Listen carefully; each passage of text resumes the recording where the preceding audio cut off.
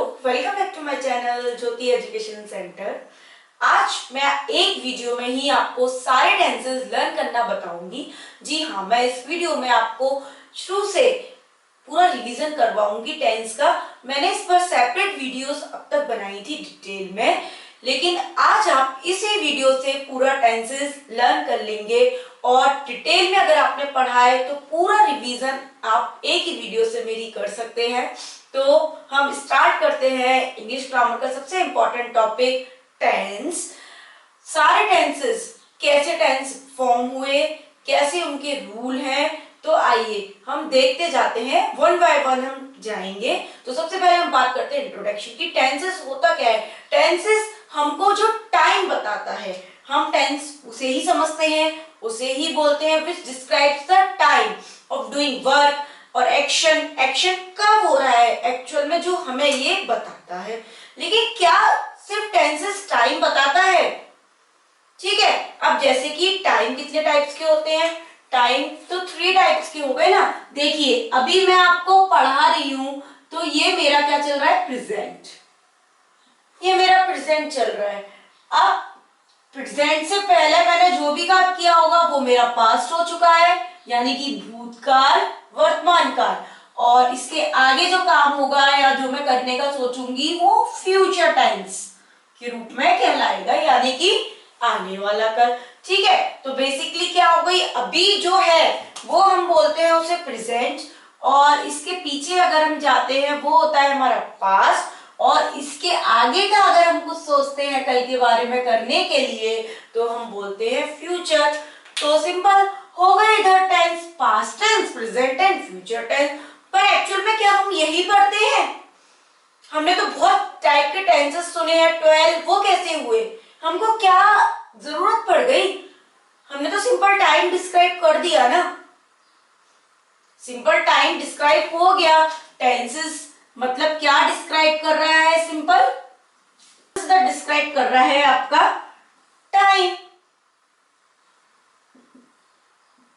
लेकिन मेरे अब सेंटेंसेस को सुनिए, मैं आपको पढ़ा रही हूं, आई एम टीचिंग यू, हो गया, कोई दिक्कत नहीं। मैं डेली सुबह 6 o'clock उठती हूं, I daily wake up at 6 o'clock in the morning, इसमें उठती हूं। अच्छा, I daily wake up at 6 o'clock in the morning, इसमें तो मैंने आईएनजी नहीं लगाया और ये काम मैं अभी तो नहीं कर रही, लेकिन है ये प्रेजेंट ही। मैंने जस्ट अभी ये वर्क फिनिश किया है, I have just finished my work. इसमें भी मैं हाँ लगा रही हूं पीछे, मतलब प्रेजेंट है, लेकिन ये तो फिनिश हो गया है। तो क्या हम एक केवल प्रेजेंट के टाइम से ही टेंस डिफाइन कर सकते हैं? नहीं, इसी तरह से पास्ट में है, केवल टाइम के बेस पर डिवाइड नहीं हो सकता। उस टाइम को भी हम स्टेट्स में डिवाइड कर देते हैं, यानी कि टेंस को हम 2 टाइप से हम देख सकते हैं। टेंस बताता है हमें टाइम और उसकी स्टेट, मतलब उसको करने की किस स्टेट में हुआ है, क्या वो वर्क अभी हो रहा है, वो वर्क डेली होता है या जस्ट अभी फिनिश हुआ है, कितने टाइम से वो हो रहा है। यानी प्रेजेंट में भी क्या 4 टाइप्स की स्टेट आपकी आ जाती है। सेम इसी तरह से पास्ट में आती है और सेम इसी तरह से फ्यूचर में आती है।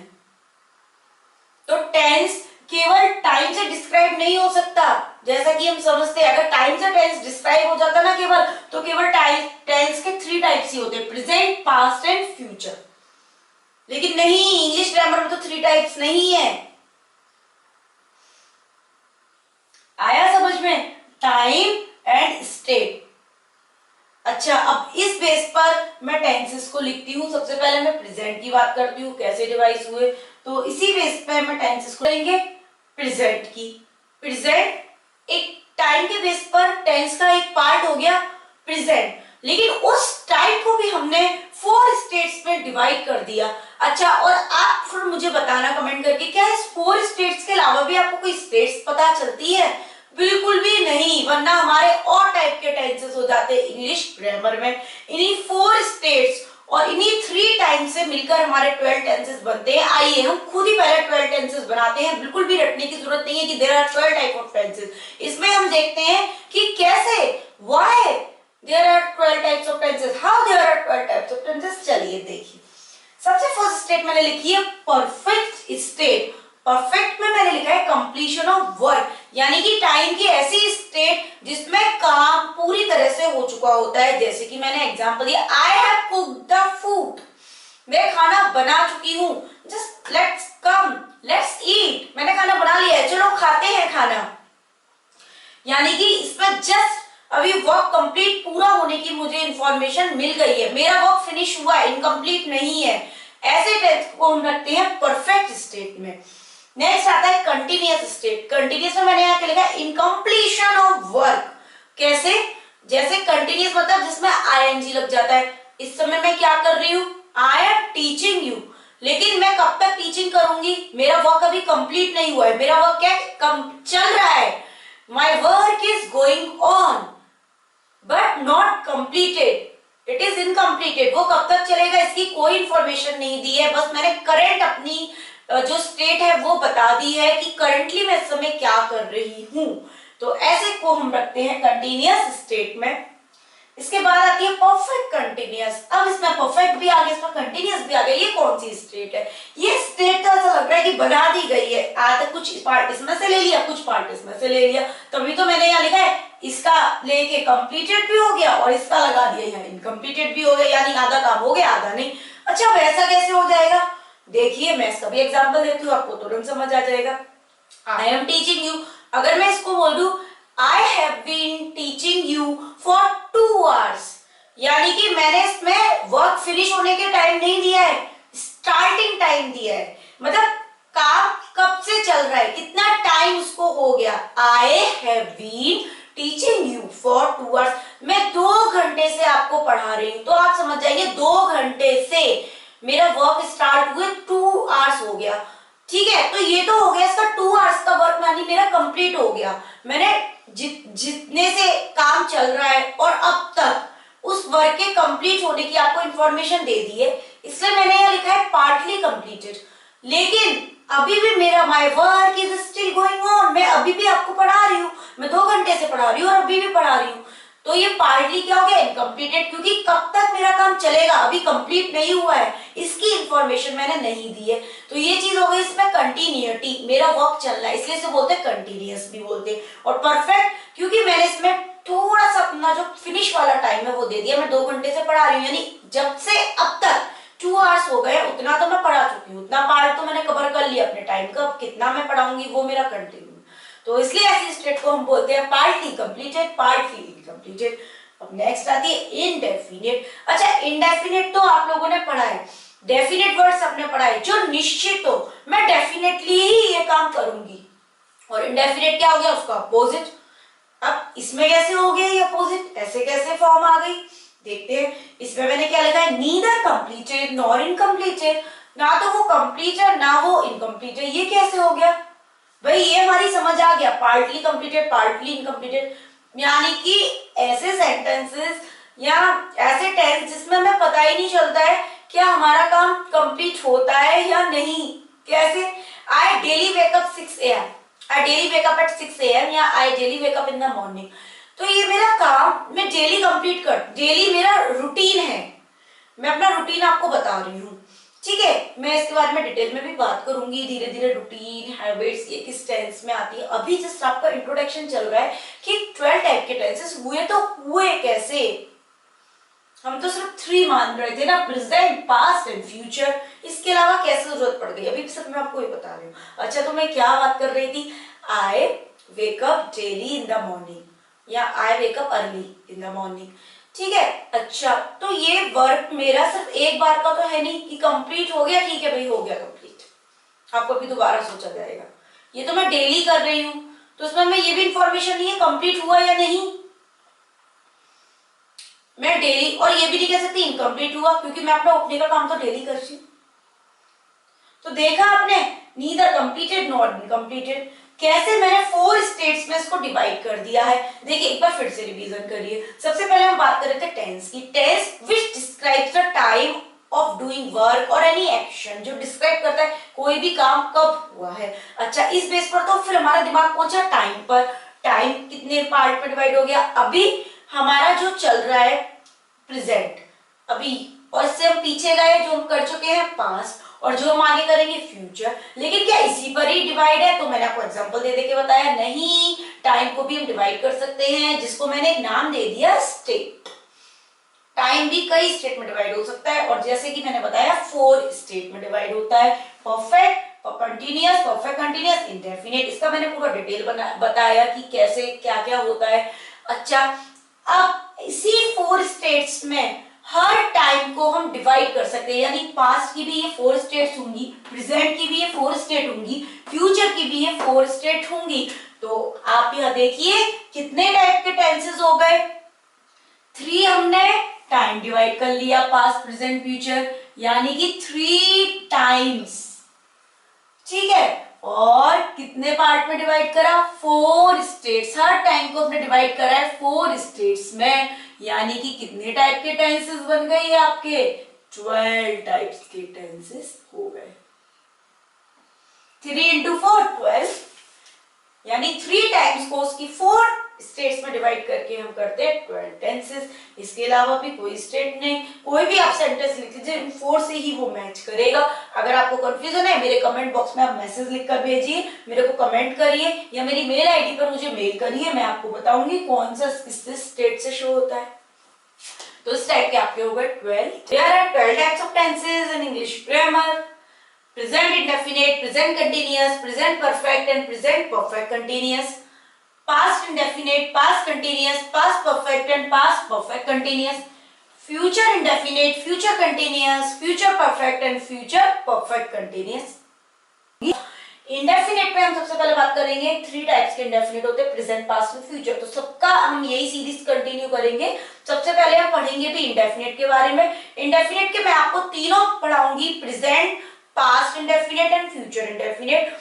सबसे फर्स्ट टेंस बहुत ही अच्छे से आप सुनिए, बहुत ही अच्छे से लर्न कीजिए, पढ़िए प्रेजेंट इंडेफिनिट, उससे ही आप सारे टेंसेस बना लेंगे, क्योंकि स्ट्रक्चर सबके लिए सेम ही होगा। जिसमें सब्जेक्ट पहले आना है जिस सेंटेंस में, उसमें सब्जेक्ट पहले ही आएगा 12 टेंसेस में। जिसमें हेल्पिंग वर्ब पहले आनी है, हेल्पिंग वर्ब भी पहले आएगी, लेकिन हेल्पिंग वर्ब क्या होगी, मेन वर्ब क्या होगी, ये देखते हैं, ये मैटर करता है। इंडेफिनिट में सबसे पहले मैं बात करती हूँ प्रेजेंट इंडेफिनिट की। प्रेजेंट इंडेफिनिट में हम हेल्पिंग वर्ब यूज करते हैं डू और डज, लेकिन कब इनका यूज होगा, कब डू का यूज होगा, कब डज का यूज होगा, या कभी ऐसा भी होगा दोनों का यूज ना हो, ये मैं आपको डिटेल में पूरा बताऊंगी अभी। बस इसके बाद हम स्टार्ट करेंगे। डू और डज, डू और डज, और मेन वर्ब इसमें फर्स्ट फॉर्म रहती है, या इसमें एस या ईएस लग जाता है, कभी कभी फर्स्ट फॉर्म रहती है, कभी कभी एस ईएस। तो ये आपको पूरा डिटेल में जानने को मिलेगा। इसके बाद इसमें आता है पास्ट। पास्ट इंडेफिनिट में डू डस की जगह बस एक ही हेल्पिंग वर्ब यूज होती है, डिड, और इसमें फर्स्ट सेकंड फॉर्म यूज होती है, या कभी कभी इसमें फर्स्ट फॉर्म यूज होती है। तो हम हेल्पिंग वर्ब यूज करेंगे तब फर्स्ट फॉर्म, ये भी आपको पूरा डिटेल में आपको मैं समझाऊंगी। और इसमें विल यूज होता है फ्यूचर इंडेफिनिट में, सबसे सीधा टाइप, और फर्स्ट फॉर्म, इसमें कोई झंझट ही नहीं है, हमेशा फर्स्ट फॉर्म यूज होगी, हमेशा विल, सबसे सीधा टेंस इंडेफिनिट का।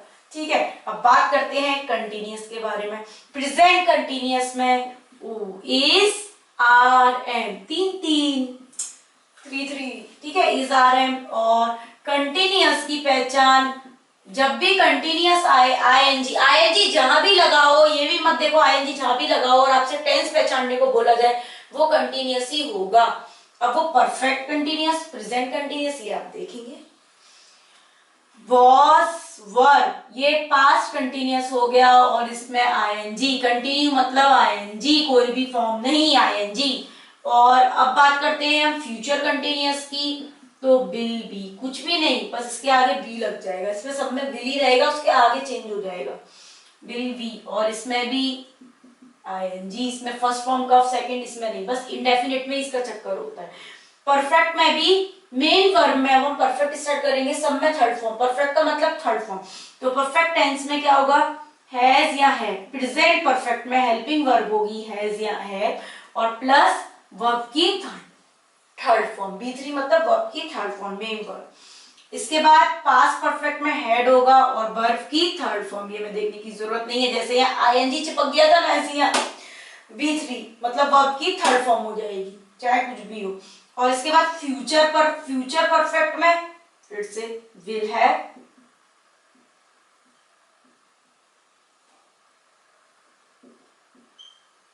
ये हो गया। अब परफेक्ट कंटिन्यूअस में, परफेक्ट कंटिन्यूअस देखिए हैज बीन, फिर से इसमें कंटिन्यूअस की बात हो गई तो ING।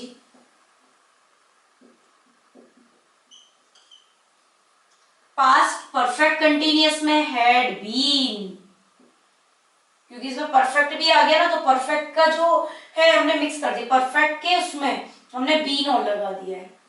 फिर ING। फ्यूचर परफेक्ट कंटिन्यूअस में इसके आगे फिर बीन लगा देंगे।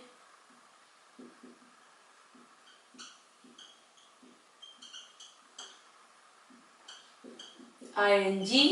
तो ये मैंने आपको एक रफ आइडिया दे दिया है, ये हेल्पिंग वर्ब यूज होती हैं, ठीक है। ये पूरे 12 टाइप्स के tense, present past future, present past future, present past future, present past future. इसके अलावा सब में ये चेंजेस हो गए। फर्स्ट टेंस हम स्टार्ट करने जा रहे हैं, बहुत ध्यान से समझिएगा इस टेंस को, बहुत ही इंपॉर्टेंट टेंस है, डेली लाइफ में बहुत यूज होता है। Present indefinite tense, it is also called simple future, चाहे प्रेजेंट इंडेफिनिट कहें या सिंपल फ्यूचर। तो चलिए स्टार्ट करते हैं। लेकिन टेंस, इस सेंटेंस को मैं ट्रांसलेट करने से पहले आपको बताऊंगी आप पहचानोगे कैसे, दोनों में ही, इंग्लिश में हो या हिंदी में हो। हिंदी में सबसे पहले हम देखते हैं, इस सेंटेंस के लास्ट में ता हूं, ते है, ती है, ते है, ती हूं, ता हूं, ये सब लगता है। जैसे कि वे हॉकी खेलते हैं, मैं अपना काम करती हूं, ती हूं, खेलते हैं, ते हैं, वे बाजार जाते हैं, ते हैं, मैं खाना खाता हूं, ता हूं। तो यहां भी लास्ट में ता, ते, ती और उसके बाद हा, हु है, ये लज्जा है। तो वो होता है हमारा प्रेजेंट इंडेफिनिट टेंसेस। और देखते हैं कैसे इसको इंग्लिश में करते हैं और इंग्लिश में आप कैसे पहचानते हैं। लेकिन उससे पहले सेंटेंस फॉर्म करने से पहले मैं आपको बताना चाहती हूँ, ऑन द सेंटेंस फॉर्मेशन के बेस पर 3 टाइप के सेंटेंसेस डिवाइड करते हैं हम, अफर्मेटिव सेंटेंसेस, नेगेटिव सेंटेंसेस और इंटरोगेटिव सेंटेंसेस। सबसे पहले मैं यहाँ बात करूंगी अभी अफर्मेटिव और नेगेटिव के बारे में, ठीक है। और इंटरोगेटिव सेंटेंसेस में भी 2 टाइप के इंटरोगेटिव होते हैं, सिंगल इंटरोगेटिव, डबल इंटरोगेटिव। ये क्या होते हैं देखेंगे, ठीक है। सबसे पहले हम स्टार्ट कर रहे हैं अफर्मेटिव, जो पॉजिटिव सेंटेंसेस होते हैं, जिसमें ना तो कुछ भी क्वेश्चन होता, कुछ भी नहीं, सिंपल हम अपनी बात कहते हैं, मैं ये काम करता हूं। लेकिन उससे पहले, प्रेजेंट इंडेफिनिट से पहले आप एक चीज और देखिए, ये सेंटेंस यूज कहाँ है, टेंसेस का कुछ यूज होगा तभी तो टेंसेस हम यूज करते हैं। सबसे ज्यादा यूज होता है इंडेफिनिट टेंसेस का लाइफ में, कंटिन्यूअस टेंसेस का, इन दोनों टेंसेस का, परफेक्ट टेंस का, परफेक्ट कंटिन्यूअस, परफेक्ट कंटिन्यूअस जो होते हैं वो थोड़े कम यूज होते हैं, ठीक है। तो ये हमारा यूज होता है जब हम कोई फैक्ट्स बताते हैं या अपनी कोई आदत बताते हैं। जैसे मैं डेली सुबह उठती हूँ, तो I wake up early in the morning, सुबह जल्दी उठती हूँ, तो मैं अपनी रूटीन बता रही हूँ, अपनी हैबिट बता रही हूँ, इस टाइप से यूज करते हैं। मैं कभी भी झूठ नहीं बोलता, तो ये मैंने अपना एक हैबिट बता दी, मेरी हैबिट है, कभी झूठ नहीं बोलती। अच्छा, और यूनिवर्सल फैक्ट्स कैसे होते हैं, the sun rises in the east, ठीक है, ये एक फैक्ट है जिसको कभी चेंज नहीं कर सकते, कभी वेस्ट से नहीं आएगा, sun rises in the east, ना इसे कभी पास्ट में बना सकते हैं। अच्छा, अब कुछ कंडीशन ऐसी होती है जो हमारी लाइफ में परमानेंट होती हैं, जैसे कि हमारा प्लेस ऑफ लिविंग, हम कौन सी कंट्री में रहते हैं ये हमारा परमानेंट है, चाहे हम कहीं भी घूमने जाए 1 वीक के लिए, 15 डेज के लिए, लेकिन हम क्या बोलेंगे, वी लिव इन इंडिया। तो इस पे भी प्रेजेंट इंडेफिनिट टेंस का यूज हो रहा है, हम इंडिया में रहते हैं। अगर हम 1 मंथ के लिए कहीं आउट ऑफ स्टेशन गए हैं, ठीक है, या कहीं कंट्री से बाहर घूमने गए हैं और कोई हमसे पूछता है वेयर डू यू लिव, तो हम ये नहीं कह सकते I am living in India, is wrong. इसका मतलब क्या हो जाएगा, आप इंडिया के वो नहीं हो, सिटीजन नहीं हो, आप तो बस रह रहे हो इधर, परमानेंट नहीं हो। तो आपको हमेशा क्या बोलना पड़ेगा, I live in India, we live in India. इसका मतलब वो डायरेक्टली समझ जाएगा आप इंडियन हो। तो जब परमानेंट सिचुएशन आती है वहां पर हम यूज करते हैं इंडेफिनिट टेंसेस का। तो हैबिट में, परमानेंट सिचुएशन में, यूनिवर्सल फैक्ट्स में, जैसे water boils at 100 degree Celsius, तो इसका जो बॉइलिंग पॉइंट है वो 100 डिग्री है, तो उससे कम नहीं होगा ना उससे ज्यादा होगा, साइंटिफिकली प्रूव्ड है। तो यूनिवर्सल फैक्ट हो गया। इस यहाँ पर हम यूज करते हैं प्रेजेंट इंडेफिनिट, जो कि कभी पास्ट में भी नहीं हो सकते। तो स्टार्ट करते हैं। सब्जेक्ट प्लस, अब मैंने यहाँ लिखा है या तो मेन वर्ब आएगी, फर्स्ट फॉर्म आएगा, एस या ईएस आ जाएगा। और कब आएगा, कभी आएगा भी, कभी नहीं भी आएगा, ठीक है। Plus object. अच्छा, ये मैं क्यों कह रही हूँ, फर्स्ट टेंस ध्यान से समझिए, आपको सारे टेंस बहुत इजी लगेंगे, बल्कि बस उनकी हेल्पिंग वर्ब आपको लर्न करनी पड़ेगी कौन सी लगती है और उनकी मेन वर्ब में क्या चेंज होता है, ये बस लर्न करना पड़ेगा। क्योंकि अफर्मेटिव, नेगेटिव और इंटेरोगेटिव तो सब में सेम ही रहेगा ना, स्ट्रक्चर सब में सेम रहेगा। अगर अफर्मेटिव में सब्जेक्ट पहले आता है तो सब्जेक्ट ही पहले आएगा, कोई भी टेंस उठा लो, किसी में ऑब्जेक्ट पहले नहीं आ जाएगा। तो सब्जेक्ट, इसके बाद वर्ब और इसके बाद ऑब्जेक्ट, ये अफर्मेटिव का स्ट्रक्चर है जो कि 12 टेंसेस में यूज होगा। तो बहुत ही ध्यान से पढ़िए फर्स्ट टेंस आपका, इससे आप खुद ही सारे टेंस थोड़ा थोड़ा करने लग जाओगे। तो सब्जेक्ट, वर्ब की फर्स्ट फॉर्म या एस या ईएस, ऑब्जेक्ट। अच्छा, जैसे सीता एक गाना गाती है, तो मैंने इसके अकॉर्डिंग यहाँ पर क्या लिखा है, सब्जेक्ट। सब्जेक्ट सीता, यहाँ तक कोई दिक्कत नहीं है हमको। इसके बाद वर्ब की फर्स्ट फॉर्म सिंग होती है और सिंग में एस या ईएस, तो एस सही रहता है, सिंग्स के साथ हमने लगा दिया, और गाना गाती है सॉन्ग, ये हमारा हो गया। हम हॉकी खेलते हैं, हमने ये लगा दिया। अब प्ले, हॉकी, वर्ब आ गया और ऑब्जेक्ट आ गया, लेकिन इसमें हमने प्लेस नहीं लगाया, ऐसा क्यों हो गया, एस या ईएस मैंने यहाँ लिखा है, क्योंकि अब यहाँ पर आ जाइए, मैंने यहाँ पर क्या लिखा, आई, वी, दे, यू, इन सबके साथ हम वर्ब की फर्स्ट फॉर्म ही यूज करते हैं, ठीक है। अभी आप डू डस का ध्यान मत दीजिए, ये हेल्पिंग वर्ब जो है नेगेटिव से स्टार्ट होंगी। एक और खास बात, प्रेजेंट इंडेफिनिट और पास्ट इंडेफिनिट जो होते हैं वो अफर्मेटिव में हेल्पिंग वर्ब का यूज नहीं करते, उसको हाइड कर लेते हैं और वो नेगेटिव से अपनी हेल्पिंग वर्ब को शो करते हैं, केवल प्रेजेंट इंडेफिनिट और पास्ट इंडेफिनिट पे। बाकी सारे टेंसेस में हेल्पिंग वर्ब शुरुआत से ही होंगी। तो आपको केवल ये लर्न करना है प्रेजेंट इंडेफिनिट और पास्ट इंडेफिनिट के लिए कि इसमें हेल्पिंग वर्ब नहीं होती, केवल अफर्मेटिव में, केवल अफर्मेटिव में, ठीक है। ही, शी, इट, इसके साथ हम एस या ईएस लगाते हैं, यानी प्लूरल के साथ हम लगाएंगे फर्स्ट फॉर्म और सिंगुलर के साथ हम लगाएंगे फर्स्ट फॉर्म में एस या ईएस। अब आपको क्लियर हो गया होगा यहाँ पर ऐसा क्यों हुआ, क्योंकि यहाँ पर ये सिंगुलर है सब्जेक्ट और यहाँ पर प्लूरल है। अच्छा, अब इसका नेगेटिव देख लेते हैं। मैंने नेगेटिव से क्या बताया था, इसकी हेल्पिंग वर्ब हाइड जो होती है वो आ जाती है सामने। सब्जेक्ट प्लस, अब डज या डू, ये हम देखेंगे, देखते हैं। Not, main verb. अच्छा, हेल्पिंग वर्ब के आते ही वर्ब की फॉर्म में हम कोई भी चेंज नहीं करते, चाहे सिंगुलर हो या प्लूरल हो, सब में फर्स्ट फॉर्म का यूज होता है। ये आपको आगे पास्ट इंडेफिनिट में भी यूज में आएगा। प्लस ऑब्जेक्ट, ठीक है। और सेम इसमें अगर प्लूरल है, एक्सेप्ट आई, अगर प्लूरल है तो हम क्या यूज करेंगे, डू, जहां हम फर्स्ट फॉर्म यूज कर रहे थे। और अगर ये सिंगुलर है तो हम कौन सी हेल्पिंग वर्ब यूज करेंगे, डज। ये बात आप बिल्कुल ध्यान में रख लीजिए, जहां पर हम एस या ईएस यूज कर रहे थे ना अफर्मेटिव में, वहां एस या ईएस ट्रांसफर हो जाएगा हेल्पिंग वर्ब को डज और फर्स्ट फॉर्म यूज होगी, ठीक है। मैं अपना पार्ट याद नहीं करता हूं, आए, इसके बाद मैंने क्या लिखा है, डज नॉट या डू नॉट, तो आई एक्सेप्ट आई, आई के साथ हमेशा डू यूज होता है। Do not learn my lesson, ये हो गया। अच्छा, इसमें भी चेंज करके देखिए, अगर मैं यहाँ लिख देती हम हॉकी नहीं खेलते हैं, तो ये क्या हो जाता, यहाँ पर आ जाता वी। अब डज नॉट या डू नॉट सिंगुलर प्लूरल है, we do not play hockey. Sita एक गाना नहीं गाती है, सीता डज नॉट, ठीक है। और सिंग अ सॉन्ग, क्योंकि फर्स्ट फॉर्म आ जाती है, डज ने ले लिया, ऐसे यस तो एक ही बार यूज होता है। बात करते हैं इंटेरोगेटिव सेंटेंसेस की। इंटेरोगेटिव सेंटेंसेस जिसमें हम कोई क्वेश्चन करते हैं, इनकी इंग्लिश में पहचान क्या होती है, ये हेल्पिंग वर्ब से स्टार्ट होते हैं, ये इसकी हम बाद में बात करते हैं, ठीक है। इन सेंटेंसेस को यस और नो टाइप सेंटेंसेस भी बोलते हैं। क्यों बोलते हैं, क्योंकि इसका आंसर हम केवल यस और नो में देकर भी कर सकते हैं। जैसे कि क्या वह किताब पढ़ता है, अगर वो बोल देगा हाँ, तो मैं समझ जाऊंगी, मुझे पूरा बोलने की जरूरत नहीं है, हाँ वह किताब पढ़ता है, इसलिए इनको इंटरोगेटिव बोलते हैं, यानी यस और no type sentences, single interrogative. और जो डबल इंटरोगेटिव सेंटेंसेस होते हैं उनमें क्वेश्चन वर्ड लगता है, वो क्या से स्टार्ट नहीं होते। जैसे बीच में क्वेश्चन वर्ड लग जाता है, वह स्कूल कब जाता है, ठीक है। सबसे पहले हम इसकी बात करते हैं, इसका क्या रूल है, हेल्पिंग वर्ब से स्टार्ट होते हैं, यानी इसकी हेल्पिंग वर्ब क्या होती है, डू या डज। अब डू लगेगा या डज, ये तो आप अब अच्छे से सीख भी गए होंगे। इसके बाद सब्जेक्ट, इसके बाद वर्ब में फर्स्ट फॉर्म और इसके बाद ऑब्जेक्ट, यानी कि सब्जेक्ट और वर्ब में फर्स्ट फॉर्म और ऑब्जेक्ट ये आपका सेम रहा। तो देखिए क्या वह किताब पढ़ता है, अब सबसे पहले ये सिंगुलर है तो डज लगेगा, इसके बाद सब्जेक्ट आ जाएगा, इसके बाद रीड, इसके बाद अ बुक हो गया।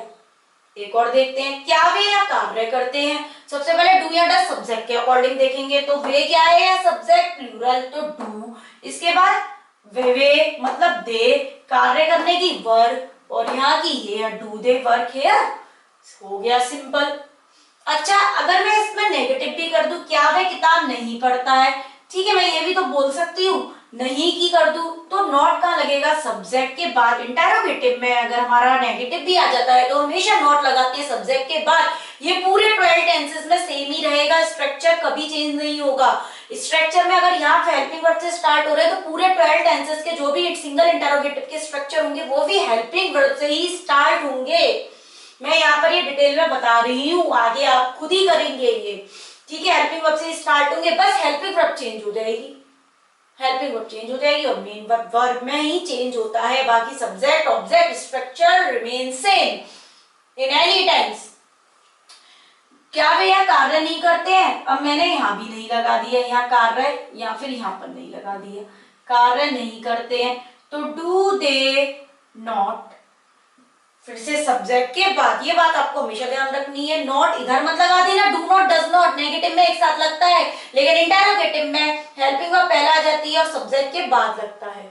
अच्छा अब बात कर लेते हैं डबल इंटरोगेटिव, हम इनको बोलते हैं, इसमें क्वेश्चन वर्ड का यूज होता है। आप इसके स्ट्रक्चर और इसमें मैच करके देखिए, बस क्या चीज का डिफरेंस है, यहाँ पर बस एक क्वेश्चन वर्ड ऐड हो गया है, इसके अलावा देखिए do does same, subject same, first form same, object same.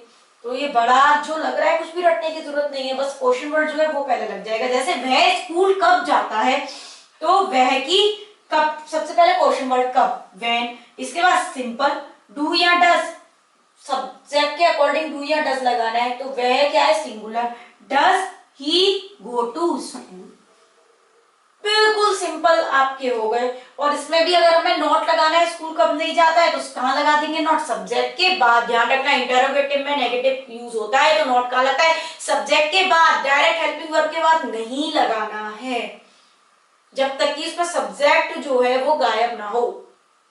Skip कर सकते हैं हम, लेकिन सब्जेक्ट को देखते हुए चलना है। सेकंड टेंस, अब बात करते हैं पास्ट इंडेफिनिट के बारे में। It is also called simple past tense, आप कुछ भी बोल सकते हैं। तो देखिए अभी हमने प्रेजेंट इंडेफिनिट जस्ट पढ़ा था, तो देखिए उससे ही मैच करता जुड़ता है, बस हेल्पिंग वर्ब में चेंज होगा और मेन वर्ब में चेंज होगा। जैसे कि मैंने बताया हमेशा वर्ब में ही चेंज होता है। सबसे पहले इसकी पहचान देखते हैं, ता थे ती थी, उसमें ते है ता है, ठीक है, और इसमें लास्ट में आ ई है। जैसे मैं कल बाजार गई, ई, मैं इस स्कूल में पढ़ती थी, मैं इस घर में रहती थी, थी, उसने यह काम किया, आ, इस टाइप से लास्ट में यूज होता है आ ई है या ती ते थे, सबसे इजी जो पहचान होती है। तो अफर्मेटिव, नेगेटिव और इंटरोगेटिव के बारे में बता चुकी हूँ, स्ट्रक्चर ऑफ सेंटेंसेस होते हैं। तो देखते हैं इसका अफर्मेटिव और कंपेयर करते हैं, उससे आप लोग खुद बनाइए। सब्जेक्ट उसमें भी यही होता था, और वर्ब की सेकंड फॉर्म इसमें आई है, उसमें फर्स्ट फॉर्म में ऐसे यस देखते थे। अच्छा इसमें सिंगुलर प्लूरल देखने की जरूरत ही नहीं है, ये उससे ज्यादा इजी हो गया, क्योंकि उसमें ऐसे यस लगाते थे या फर्स्ट फॉर्म लगाते थे, इसमें सेकंड फॉर्म लगाते हैं बस। अफर्मेटिव में सब में चाहे सिंगुलर हो प्लूरल हो। और ऑब्जेक्ट, मैं इसको स्कूल में पढ़ती थी, सबसे पहले सब्जेक्ट आई, इसके बाद सेकंड फॉर्म स्टडी होता है, स्कूल में पढ़ने के लिए स्टडी हम यूज करते हैं, उसकी सेकंड फॉर्म होती है स्टडी। इसमें मैं जानती हूँ आपको थोड़ी सेकंड फॉर्म में, क्योंकि फॉर्म बिल्कुल चेंज करनी है आपको पता होनी चाहिए, तो मैं इससे पहले वीडियोस बना चुकी हूँ वर्ब्स के ऊपर, रेगुलर एंड इरेगुलर वर्ब्स के ऊपर, तो आप मेरी प्लेलिस्ट में जाकर देख सकते हैं रेगुलर इरेगुलर वर्ब्स के ऊपर, ठीक है। और हाँ, अगर आपने मेरे चैनल को अभी तक सब्सक्राइब नहीं किया है तो मेरे चैनल को प्लीज जरूर सब्सक्राइब करें, अगर आपको मेरा पढ़ाना अच्छा लगता है। मैं स्कूल में पढ़ती थी, I study in this school, हो गया, ठीक है। उसने अपने पिता को एक पत्र लिखा, उसने की शी, ठीक है, उसने हमें पता नहीं है तो हम ही शी कुछ भी यूज कर सकते हैं। उसने अपने पिता को एक पत्र लिखा, तो उसमें सबसे पहले हम क्या ढूंढेंगे, सबसे पहले हम ढूंढेंगे वर्ब, मेन वर्ब। पत्र लिखना यानी लिखना मेन वर्ब हो गई, राइट, और राइट की सेकंड फॉर्म क्या होती है, wrote, irregular verb. She wrote a एक पत्र, अ लेटर, बस इतना। उसने एक पत्र लिखा, लेकिन ये हमें बड़ा लग रहा था, बस टू हर फादर, जो बचा हुआ पार्ट है सेंटेंस का बाद में लगा दिया। तो subject verb object, subject verb object, यही सब में चल रहा है। अच्छा, अगर अब नेगेटिव आ जाए तो प्रेजेंट इंडेफिनिट में भी नेगेटिव से हेल्पिंग वर्ब जो हाइड रहती थी अफर्मेटिव में शो हो जाती थी डज या डू नॉट, और उसमें हम देखते थे डज या डू कब लगेगा, इसमें हमें देखने की जरूरत नहीं है, इसमें सब में एक ही हेल्पिंग वर्ब होगी, डिड। सब्जेक्ट डिड नॉट, जैसे कि वहां डज या डू नॉट लगता था, और वर्ब की फॉर्म फर्स्ट, जैसे उसमें वर्ब की फॉर्म फर्स्ट आती थी प्रेजेंट इंडेफिनिट में भी, केवल अफर्मेटिव में ही हम देखते थे ऐसे यस ऐसे इसमें। और ऑब्जेक्ट, वह कल हॉकी नहीं खेला। अच्छा, वह, ठीक है, ही, इसके बाद मैंने यहाँ पर क्या लिखा है, डिड नॉट, डिड नॉट, इसके बाद वर्ब की फर्स्ट फॉर्म प्ले हॉकी, और कल की यस्टरडे, टुमारो मत लगा देना, पास मतलब बीते हुए कल की बात करते हैं ना, तो यस्टरडे इसका मतलब होता है। बात करते हैं पास्ट इंडेफिनिट के इंटरोगेटिव के बारे में। देखिए, बिल्कुल कंपेयर करते जाइए आप, प्रेजेंट इंडेफिनिट से अभी भी पढ़ा है, बस डू या डस की जगह डिड लगेगा यहाँ पर, और ये तो बहुत ही इजी है, यहाँ तो सिंगुलर प्लूरल देखना भी नहीं है। डिड, सब्जेक्ट, वर्ब की फर्स्ट फॉर्म और ऑब्जेक्ट, उसमें बस डज होता था, इसलिए मैंने कहा था एक सेंटेंस का स्ट्रक्चर या लर्न अच्छे से बिल्कुल देखिए, समझिए, लर्न कीजिए, तो आप सारे स्ट्रक्चर खुद ही फॉर्म कर लेंगे, क्योंकि अफर्मेटिव, नेगेटिव और सब में सेम ही स्ट्रक्चर होता है। जैसे ये सिंगल इंटरोगेटिव है, तो इसमें यहाँ पर हेल्पिंग वर्ब से स्टार्ट होगा, तो कोई सारे सिंगल इंटरोगेटिव आप किसी भी टेंस का उठा लीजिए, बस हेल्पिंग वर्ब चेंज हो जाएगी। तो देखते हैं, क्या तुम इस घर में रहते थे, तो सबसे पहले डिड, ये आपने लगा लिया। इसके बाद इसमें क्या लिख रहा है, सब्जेक्ट, ठीक है, तुम हो गया सब्जेक्ट, यू, ठीक है। इसके बाद लिख रहा है वर्ब की फर्स्ट फॉर्म, रहना हो गया first form, live, did you live, यहां तक हमारा बहुत अच्छे से बन गया। अब बचा हुआ पार्ट, इस घर में, in this house, did you live in this house, क्या तुम इस घर में रहते थे। अब इसके बाद हम बात करते हैं जिनसे डबल इंटरोगेटिव, यानी जिसमें क्वेश्चन वर्ड का यूज होता है, जैसे कल कहां, तो ये कहां क्या हो गया, क्वेश्चन वर्ड हो गया। तो क्वेश्चन वर्ड वह कुछ भी नहीं है, क्या लग जाता है, बस डिड के आगे क्वेश्चन वर्ड लगा देना है, बाकी देखिए पूरा सेम। तो सबसे पहले क्वेश्चन वर्ड हो गया वेयर, अब इसके बाद डिड, ठीक है, यहां तक हमारा लग गया बिना देखे। अब इसके बाद आ जाइए सब्जेक्ट पर, तुम्हारा भाई पूरा सब्जेक्ट है, योर ब्रदर। इसके बाद कहां गया, जाने की फर्स्ट फॉर्म, गो, यस्टरडे, ये हो गया। अच्छा, अगर हम इसमें नेगेटिव भी लगा दे, तो नेगेटिव कहां लगेगा, नॉट, सब्जेक्ट के बाद। इस चीज पर बिल्कुल फोकस कीजिए, ऐसे मत लगा देना did not you, completely wrong. क्या तुम इस घर में रहते थे, क्या तुम इस घर में नहीं रहते थे, तो मैं क्या लिखूं, डिड यू नॉट, तुम्हारा भाई कल कहां नहीं गया था, where did your brother not, इस टाइप से। अब बात करते हैं third tense, future indefinite, it is also called simple future, आपकी चॉइस, आपसे कुछ भी बोल सकते हैं, इधर सिंपल फ्यूचर और फ्यूचर इंडेफिनिट। ये बहुत ही सीधा साधा सा टेंसेस होता है, इसमें कभी भी हेल्पिंग वर्ब हाइड नहीं रहती। अफर्मेटिव, नेगेटिव और इंटरोगेटिव, हम कोई भी सेंटेंस ले ले, सब में विल का यूज होता है, तो इसमें कोई भी ऐसा नहीं है, और इसमें फर्स्ट फॉर्म भी हमारी यूज होती है। जैसे गा, और इसकी पहचान क्या होती है पहले देख लेते हैं, गागी गे। अब ये गागी गे क्या है, मैं यह काम करूंगी, हम इस चैनल को सब्सक्राइब करेंगे, we will subscribe this channel after watching this video. देखिए, इस टाइप से गागी गे, फ्यूचर की ये पहचान होती है, फ्यूचर इंडेफिनिट, होगा, होगी, इस टाइप से लगता है। देखते हैं, अब वही मुझे बताने की बार बार जरूरत नहीं है, अफर्मेटिव, नेगेटिव, इंटरोगेटिव कितने टाइप के सेंटेंसेस, अब तक तो आपको लर्न भी हो गए होंगे। तो इसके स्ट्रक्चर को देखते हैं, सब्जेक्ट, विल, और वर्ब की फर्स्ट फॉर्म, ऑब्जेक्ट, ना तो उसमें फर्स्ट फॉर्म चेंज करने की जरूरत है, हमेशा फर्स्ट फॉर्म ही यूज होगी मेन वर्ब की, और इसमें हमेशा बिल लगेगा, ठीक है। तो देखिए कितना सिंपल है, मैं उसको कल मिलूंगा, सबसे पहले सब्जेक्ट आई, इसके बाद हेल्पिंग वर्ब, ठीक है, विल, इसके बाद फर्स्ट फॉर्म मीट, और हिम टुमारो, ऑब्जेक्ट, है ना। और इसमें कल की यस्टरडे मत लगा देना, कल मतलब टुमारो है फ्यूचर में, ठीक है। और देखिए लास्ट में क्या लग रहा है, गा। अब इसके बाद नेगेटिव अगर हम इसमें कर लें, तो बिल के बाद केवल नॉट लग जाएगा, इसमें तो ये भी नहीं है चक्कर की अब हाइड हुई वर्ड सामने आएगी, विल के बाद केवल नॉट लग जाएगा, सेम रहेगा, हम आज स्कूल नहीं जाएंगे, we will not go to school today, subject will not, verb की first form, to school today, object. अब इसके बाद बात करते हैं हम इंटरोगेटिव की। इंटरोगेटिव यानी सिंगल इंटरोगेटिव की हम पहले बात करेंगे, किससे स्टार्ट होते हैं वो, हेल्पिंग वर्ब से, हेल्पिंग वर्ब क्या है? विल। तो विल, उसके बाद सब्जेक्ट, उसके बाद फर्स्ट फॉर्म और उसके बाद ऑब्जेक्ट। क्या वे आम खाएंगे? तो इसके बाद क्या? विल। ठीक है, इसमें क्या मतलब वॉट वाला नहीं होता, विल। इसके बाद सब्जेक्ट दे, इसके बाद खाएंगे ईट मैंगोज। अच्छा, अगर हम इसमें क्वेश्चन वर्ड लगा दें तो मतलब क्वेश्चन वर्ड वाले डबल इंटरोगेटिव कुछ नहीं, इसके आगे क्वेश्चन वर्ड लगा देना है, बाकी सब कुछ सेम रहेगा। देखिए will, subject, main verb, object हमने यहीं से कॉपी कर लिया है, केवल आगे हमने इसमें क्या लगा दिया है? Question word. हम कल कहाँ जाएंगे? तो कहाँ की होगी इसमें? वेयर। इसके बाद same, will, subject, first form, बचा हुआ पार्ट टुमारो। तो ये हो गया आपके टेंसेस को खत्म करते हुए, प्रेजेंट, पास्ट और फ्यूचर इंडेफिनिट टेंसेस को खत्म करते हुए हम आ पहुंचे हैं कंटीन्यूअस टेंस की तरफ। इसमें भी हम प्रेजेंट, पास्ट और फ्यूचर तीनों के बारे में पढ़ेंगे। तो सबसे पहले कंटीन्यूअस मतलब वर्ब की फॉर्म में आप रट लीजिए, मेन वर्ब की फॉर्म में आईएनजी लगेगा। तो चलिए जल्दी से स्टार्ट करते हैं। अब तक तो आपको स्ट्रक्चर लर्न भी हो गए होंगे। अफर्मेटिव के साथ मैं स्टार्ट करती हूँ, उससे पहले लेकिन हम देखते हैं इसकी लेकिन पहचान क्या होती है हिंदी में। रहा हूँ, रहे हैं, रही हैं, मैं यह काम कर रही हूँ, मैं खाना खा रहा हूँ, मैं टीचिंग कर रही हूँ, मैं कुकिंग कर रही हूँ, इस टाइप से इसमें रही हूँ जहाँ पीछे लग जाए वहां कंटिन्यूटी होती है। जहाँ करंट पॉइंट की हम केवल बात करते हैं, करंट टाइम की, इस टाइम क्या हो रहा है, इससे आगे पीछे का हमें कोई मतलब नहीं है। तो चलिए फटाफट से बात करते हैं अफर्मेटिव सेंटेंस की। इसमें सब्जेक्ट इज, आर, एम, ये आपको देखना पड़ता है। यहाँ पर मैंने लिखा है आई के साथ यूज होता है एम, सिंगुलर में लगता है इज और प्लूरल में लगता है आर, यानी वी, दे, यूज के साथ आर, ही, शी, इट या कोई नेम हो उसके साथ लगेगा इज। मैं खाना पका रही हूँ। सबसे पहले सब्जेक्ट अफर्मेटिव, अब तक तो आपको लर्न हो गया होगा, मुझे बताने की जरूरत भी नहीं है। आई के साथ लगेगा एम और आई एन जी लग जाएगा इसमें मेन वर्ब में, the food, I am cooking the food. वे बाजार जा रहे हैं तो उसका आप खुद बनाइए, सब्जेक्ट दे। फिर इसके बाद हम क्या लगाते हैं? दे के साथ क्या लगेगा? प्लूरल है तो आर।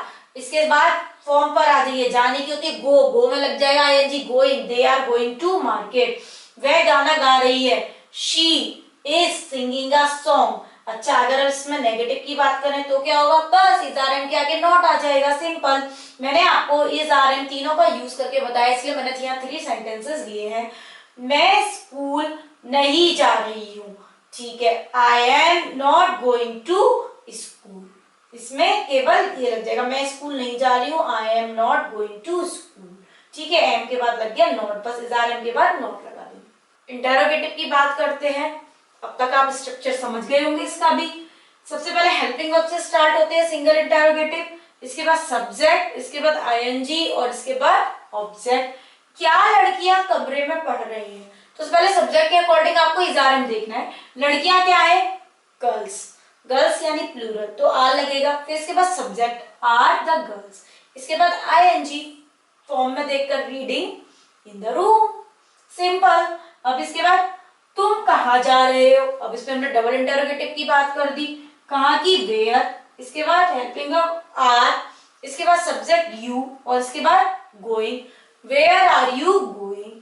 अच्छा, अगर हम इसमें नेगेटिव भी ले लें तो क्या लड़कियां कमरे में नहीं पढ़ रही? अगर मैं इसमें नहीं लगा दूं आर द गर्ल्स, तो सब्जेक्ट के बाद नॉट का लगेगा, सब्जेक्ट के बाद तुम कहाँ नहीं जा रहे हो तो where are you not going. तो इस तरह से आपके प्रेजेंट कंटिन्यूअस फिनिश हो गए। कंटिन्यूअस टेंस फिनिश होता है इज आर एम। अब बस इज आर एम की जगह लग जाएगा वाज वर्ब, और जहां पर आप पहचानते थे रहा है, रही है, रहे हैं, वहां पर अब हो जाएगा रहा थे, रही थे, रहे थे। क्योंकि था थी थे पहचान होती है पास्ट की, और हा है वर्ड जहां लगता है वो पहचान होती है प्रेजेंट की, और गागी के जहां लगता है वो पहचान होती है फ्यूचर की। तो चलिए स्टार्ट करते हैं। अफर्मेटिव, अफर्मेटिव में सबसे पहले सब्जेक्ट, अब तक तो आपको लर्न भी हो गया होगा। अफर्मेटिव सब्जेक्ट से स्टार्ट होते हैं, नेगेटिव सब्जेक्ट से स्टार्ट होते हैं, स्ट्रक्चर सेम रहता है, और इंटरोगेटिव हेल्पिंग वर्ब से स्टार्ट होते हैं और आगे क्वेश्चन वर्ड लग जाता है अगर क्वेश्चन वर्ड है। तो स्टार्ट करते हैं subject was verb ING form में प्लस ऑब्जेक्ट। देखिए वह बाजार जा रहा था। अच्छा, अब सिंगुलर प्लूरल का यहाँ बड़ा चक्कर है, जैसे इज आर एम में था आई, ही, शी, इट के साथ वॉज, यू, वी, दे के साथ वर। सिंपल सी बात, सिंगुलर है तो वॉज, प्लूरल है तो वर। वह बाजार जा रहा था, ही क्या है? सिंगुलर। इसके बाद आ जाएगी हेल्पिंग वर्ब वॉज, खुद बनाइए, गोइंग टू मार्केट। अच्छा, अगर हम इस पे नेगेटिव लगाए, नेगेटिव बस हेल्पिंग वर्ब के बाद नॉट लग जाएगा।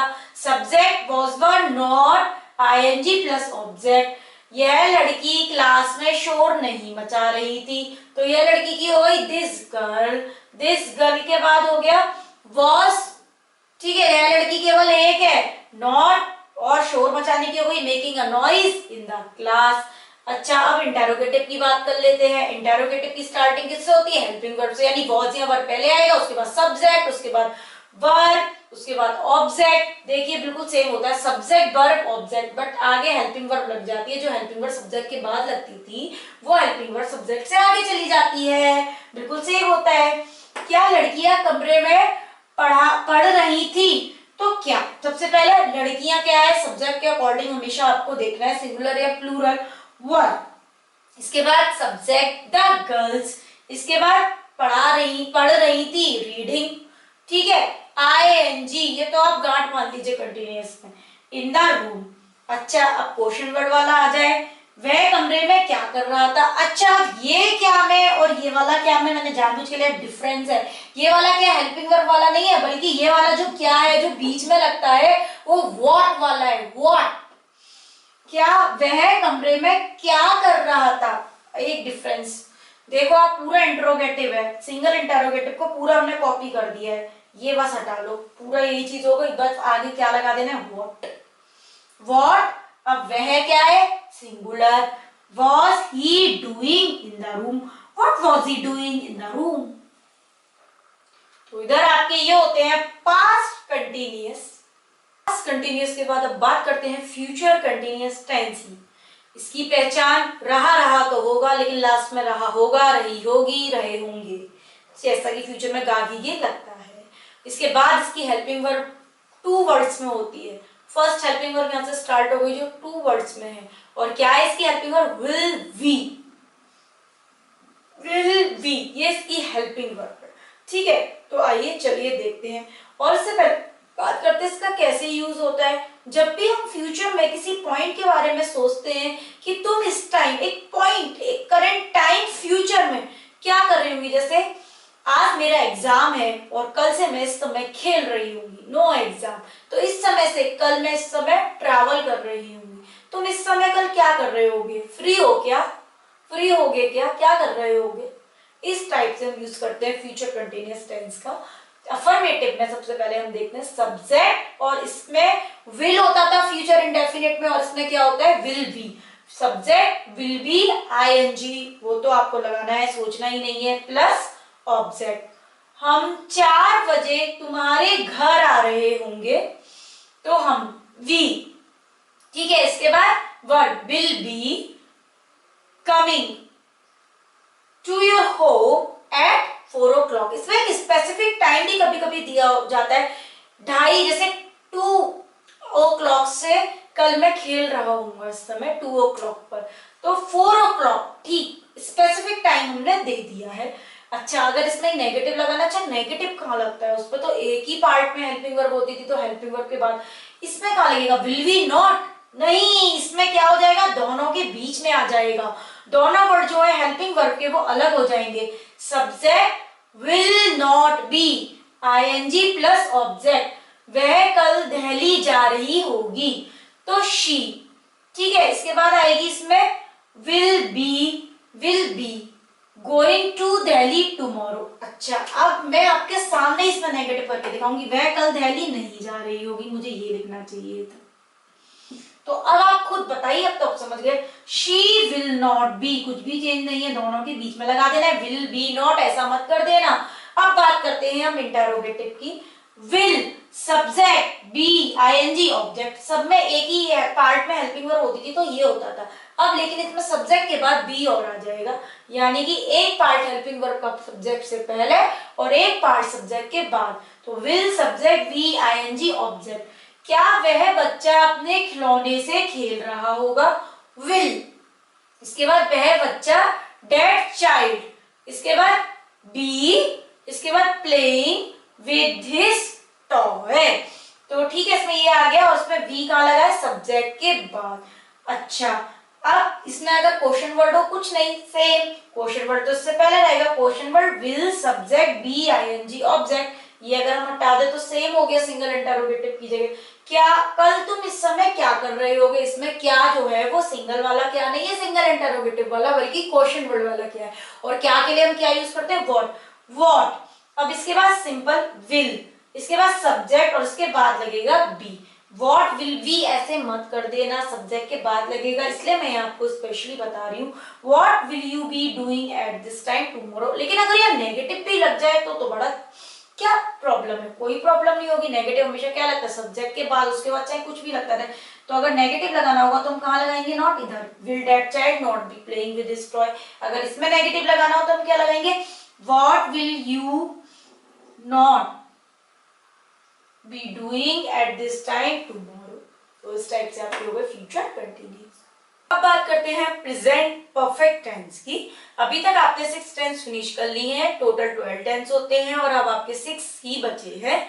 तो देखते हैं प्रेजेंट परफेक्ट टेंस क्या होता है। इसकी पहचान होती है इसके सेंटेंसेस के लास्ट पे चुका है, चुके हैं, ई है, ए है, या है।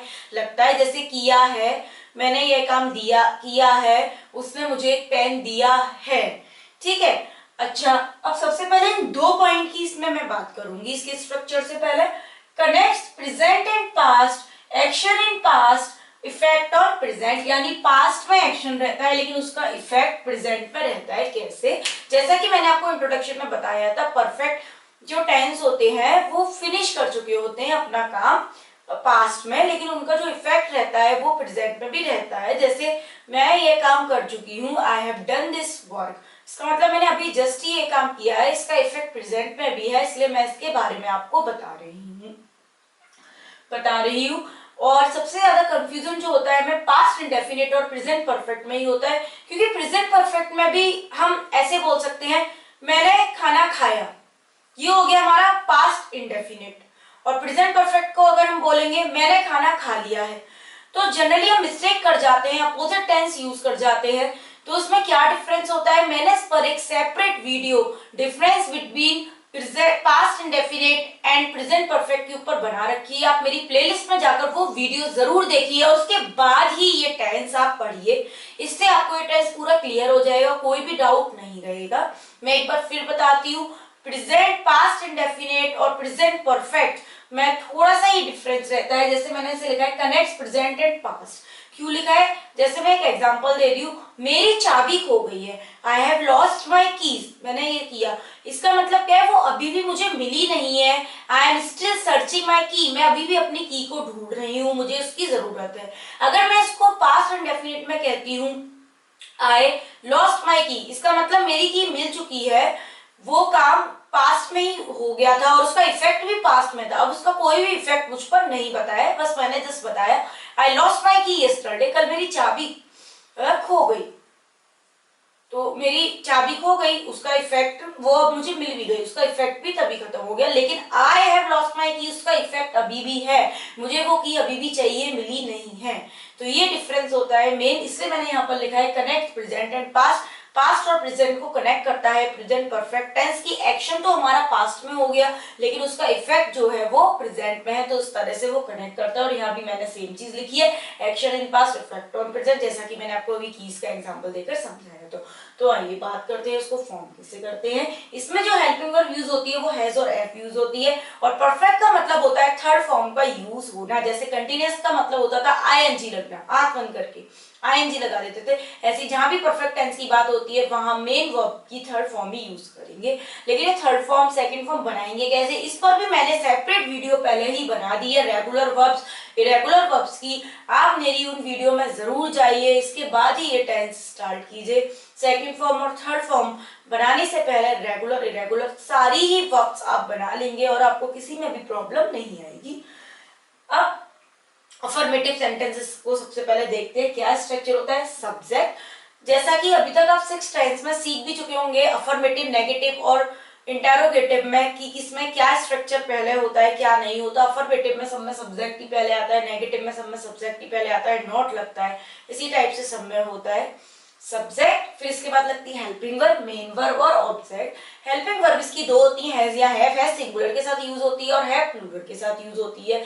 लेकिन सिंगुलर के साथ आई के अलावा आई होता तो सिंगुलर है, लेकिन वो हैव यूज करता है। तो देखते हैं कैसे। मेरी चाबी खो गई, अभी जस्ट मैंने आपको एग्जांपल दिया था। आई, सब्जेक्ट क्या है? आई, और इसके बाद हेल्पिंग वर्ब हैज या हैव। तो आई के साथ मैंने यहाँ पर क्या लिखा है? आई, यू, वी, दे, इनके साथ यूज होता है हैव, और ही, शी, इट, इनके साथ यूज होता है हैज। और खोने की लॉस्ट माई की, सिंपल। नेगेटिव में क्या होता है? बस हेल्पिंग वर्ब के बाद नॉट लग जाता है। मैंने यहाँ यही बात लिखी है, सब्जेक्ट हैज या हैव, नॉट वर्ब की थर्ड फॉर्म, और ऑब्जेक्ट अपना काम अभी तक नहीं किया है। अपना काम मतलब हम यहाँ सब्जेक्ट लिखना भूल गए, मैं लगा देती हूँ। उसने अपना काम अभी तक नहीं किया। उसने की क्या हो जाएगी? ही। ठीक है, क्लियर नहीं है तो आप ही, अशी कोई भी यूज कर सकते हैं। और मैंने क्या पहचान बताया था? ई है, या है, यही मैंने पहचान लिखी थी, वही चीज आ रही है। तो चुका है, चुकी है लगा दो, या ई है, या है, ए है, इस टाइप से पहचान होती है। तो सब्जेक्ट हैज, इसके बाद क्योंकि सिंगुलर है तो हैज लगेगा, हैव नहीं लगेगा। नॉट का यूज होगा, और वर्ब की आ जाएगी थर्ड फॉर्म, कंप्लीट होती है तो कंप्लीटेड हिज वर्क येट। अच्छा, यहाँ पर येट क्या है?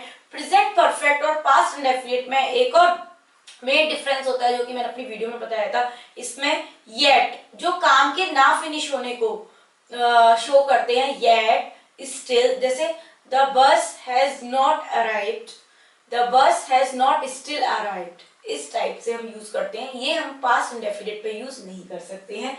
येट, स्टिल, रिसेंटली, ये प्रेजेंट इंडेफिनिट में ही यूज होते हैं। ये भी एक मेन डिफरेंस होता है। He has not completed his work yet, मैंने अभी तक अपना काम, तो उसके लिए हम yet यूज करेंगे। अब बात करते हैं इंटेरोगेटिव सेंटेंसेस की। तो सिंगल इंटेरोगेटिव सेंटेंसेस किससे स्टार्ट होते हैं? अभी तक आपको पता चल गया होगा, हेल्पिंग वर्ब से। और इसकी हेल्पिंग वर्ब क्या होती है? हैज या हैव। हैज है, उसके बाद सब्जेक्ट, इसके बाद मेन वर्ब, और उसके बाद ऑब्जेक्ट। देखते हैं एक एग्जांपल। क्या तुम अपना पाठ याद कर चुके हो? तो सबसे पहले क्या, और सिंगल इंटेरोगेटिव हमेशा हेल्पिंग वर्ब से ही स्टार्ट होते हैं, क्या से। ये व्हाट वाला क्या नहीं है, ठीक है, ये बात आप ध्यान रखिएगा। हैव, अब इसके बाद सब्जेक्ट यू, इसके बाद याद करना लर्न, थर्ड फॉर्म लगेगी your lesson. Have you learn your lesson? अच्छा, अगर यह नेगेटिव होता, क्या तुम अपना पाठ याद नहीं कर चुके हो? तो एक बात बताइए, इंटेरोगेटिव में नॉट कहाँ लगता है? अभी तक आपको लर्न हो जाना चाहिए, सब्जेक्ट के बाद। Have you not learned your lesson? यहाँ पर लग जाएगा नॉट, अगर हमें लगाना होगा। तो देखिए एक और एग्जांपल लेते हैं डबल इंटेरोगेटिव का। मैंने इसमें क्या कहा था, ये क्या से स्टार्ट होते हैं, लेकिन इनके बीच में हमेशा क्वेश्चन वर्ड होता है। और ये सेंटेंसेस डबल इंटेरोगेटिव जो होते हैं वो क्वेश्चन वर्ड से ही स्टार्ट होते हैं। तुमने यह किताब क्यों नहीं पढ़ी है? तो क्यों की क्या होती है? वाई। इसमें बस क्या डिफरेंस होता है, मैंने इसका अलग से स्ट्रक्चर इसलिए लिखा। यहाँ पर बस हेल्पिंग वर्ब से पहले क्या आ जाता है? Question word. देखिए बिल्कुल इसी के अकॉर्डिंग ही मैं सेंटेंस फॉर्म करूंगी, बस यहाँ पर क्वेश्चन वर्ड हमें ढूंढ के लगाना है। इसमें क्वेश्चन वर्ड क्या है? क्यू। तो क्यू का क्या आ जाएगा? वाई। वाई, इसके बाद देखिए हैज या हैव, सब्जेक्ट के अकॉर्डिंग ही लगाते हैं। यू प्लूरल है तो हैव लगेगा, हैव। इसके बाद सब्जेक्ट, और इसके बाद मैंने क्या कहा था, नॉट अगर मैं हो उसके साथ में मैंने नॉट भी दिया है, तो सब्जेक्ट के बाद नॉट, इसके बाद main verb read this book, और have you not read this book. तो इस टाइप से आपके होते हैं प्रेजेंट परफेक्ट टेंस। मैं एक बार फिर से कहूंगी, आप मेरी किसी पुरानी वीडियो में जाइए, पास्ट इंडेफिनिट और प्रेजेंट परफेक्ट में पहले डिफरेंस देखिए, आपको पूरा टेंस क्लियर हो जाएगा। Tense, past perfect tense. तो देखिए क्या होता है पास्ट परफेक्ट टेंस। जैसे कि सेंटेंसेस के लास्ट में इसमें चुका था, चुकी थी, गया था, ये थे, इस टाइप से लगता है। उसमें जैसे है आता था, चुका है, चुकी है, इसमें थे लगता है, जो कि पास्ट की पहचान होती है। अच्छा, अब मैंने यहाँ एक और चीज देखी है, पास्ट ऑफ पास्ट। तो मतलब पास्ट परफेक्ट पास्ट होता है, लेकिन कौन सा वाला? पास्ट का भी पास्ट। कैसे? यहाँ पर प्रेजेंट चलता है, प्रेजेंट से हम पीछे जाएंगे तो पास्ट, और पास्ट में भी थोड़ा और पीछे जाएंगे तो वहां पर मिलेगा हमें पास्ट परफेक्ट। यानी कि एक काम पास्ट में हो रहा है और दूसरा काम उससे जो पहले जस्ट हो चुका है उसके भी पास्ट में, उसको हम बोलते हैं past perfect tense, past of past. Past में जो काम हुआ है उसका भी पास्ट होता है पास्ट परफेक्ट टेंस। जैसे कि मैंने एग्जांपल दिया है, कैसे हम फॉर्म करते हैं। I reached station at 9। मैं बोलना चाह रही हूँ दो बार। मैं 9 o'clock पर स्टेशन पहुंची और ट्रेन आ गई 9:30 पर। दोनों ही मेरे पास्ट इंडेफिनिट में, पास्ट में है। तो इनमें से कौन सा पास्ट परफेक्ट में बनेगा? तो देखिए मैं अगर मुझे ये एक ही सेंटेंस में लिखना है, ये दो सेंटेंस बोलने पड़ रहे हैं, इसको एक ही में बोलना है, तो वहां पर हम यूज करेंगे पास्ट परफेक्ट का, यानी कि दोनों एक्शन पास्ट में होते हैं। और कौन सा उसमें पास्ट परफेक्ट होता है, देखिए I had reached the station before the train arrived. इसका मैं पूरा स्ट्रक्चर बताऊंगी, मैंने यहाँ पूरा अफर्मेटिव सेंटेंसेस के दो सेंटेंसेस भी लिखे हैं, डोंट वरी।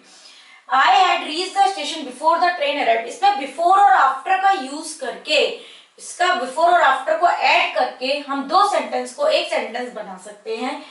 मैं स्टेशन पहुंच चुकी थी ट्रेन आने से पहले, और इसमें जो बिफोर के बाद वाला सेंटेंस होता है, यानी कि सबसे पहले हमें इसमें क्या देखना है, देखिए मैं स्टेशन पहुंची और ट्रेन आई, मैंने पास्ट परफेक्ट में भी क्या बताया था, ये होता है पास्ट ऑफ पास्ट।